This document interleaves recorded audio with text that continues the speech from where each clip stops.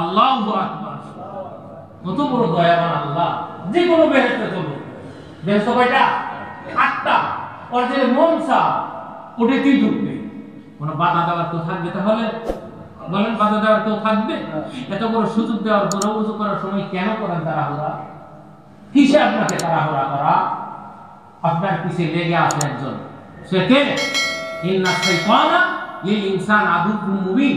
আল্লাহ বলে তোমাদের পিছনে শয়তান লাগানো আছে, লেগে আছে তোমাদের পিছনে। শয়তান তোমার ওযুর সময় তাড়াহুড়া করে তোমার ওযু নষ্ট করে দিচ্ছে, তুমি জানো না, তুমি বুঝতে পারতেছ না। তোমার নামাজের সময় শয়তান তোমাকে ধোঁকা দিচ্ছে, তোমার নামাজকে নষ্ট করে দিচ্ছে, তুমি বুঝতে পারতেছ না। এই শয়তান থেকে বুঝে শুনে যেতে হবে। এই জন্য যখন যে কোনো কাজ করবেন বিসমিল্লাহির রহমানির রহিম বলে কাজ শুরু করবেন, শয়তান দেখতে পারবে না।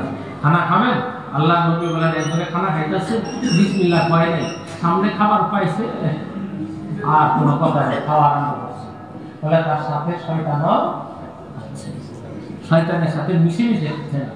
আর ওর মধ্যে যদি বলেন বিসমিল্লাহ ওয়া আলা বারাকাতুল্লাহ, আল্লাহ নবী বলেন শয়তান বন্ধ হয়ে যাবে, আপনার সাথে শয়তান থাকতে পারবে না, আপনি নিজে খাইতে পারবেন। তদ্রূপ ভাবে বাথরুমে গেলেন, আপনি যদি বিসমিল্লাহ বলে বাথরুমে ঢুকেন, তাহলে বাথরুমের মধ্যে আপনি তো আপনার সতর খুলবেন।